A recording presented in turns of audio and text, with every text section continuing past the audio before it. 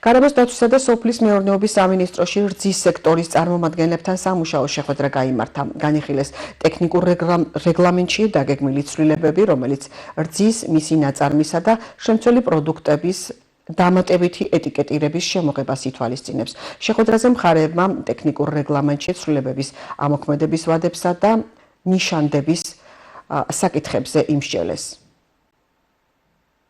სამინისტროში გაიმართა მორიგი შეხვედრა რძის მწარმოებლებთან და გადამამუშავებლებთან. იყო განხილული კიდევ ერთი ახალი ინიციატივა, რომელსაც რძის დამატებითი ეტიკეტირებას ვეძახით, რომლისთან მიმართებაშიც გარკვეული დისკუსია გაიმართა.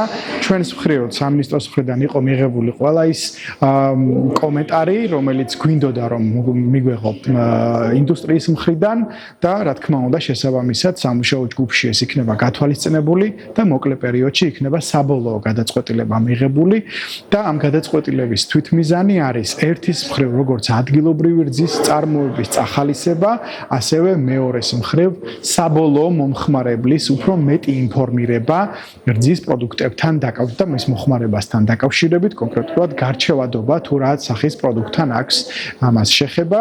რა თქმა უნდა, ამავდროულად ჩვენ არ უნდა დავაზარავოთ რძის გადამამუშავებლები და მათი ინტერესებიც უნდა იყოს გათვალისწინებული. ძალიან მნიშვნელოვანი საქმიანი შეხვედრა ჰქონდა სოფლის მეურნეობის სამინისტროსთან და სურსათის ეროვნულ სააგენტოს წარმომადგენლებთან ერთად. აქ ვიყავით რძის პირველადი მწარმოებელები, რძის გადამამუშავებელი საწარმოს წარმომადგენლები, სადაც განსახილველი საკითხი იყო რძის პროდუქტების ეტიკეტირების საკითხი. ეს, რა თქმა უნდა, არის ძალიან დადებითი მოვლენა ამ დარგში. მოემსახურება ამ დარგის განვითარებას პირველ რიგში ეს მოემსახურება ქართული ადგილობრივი მეცხოველეობის რძის წარმოების გაზრდას მოტივაციას შეუქმნის ფერმერებს, რადგანაც გაიზრდება მოთხოვნა ნედლ რძეზე და ნედლ რძისაგან წარმოებულ პროდუქტებზე.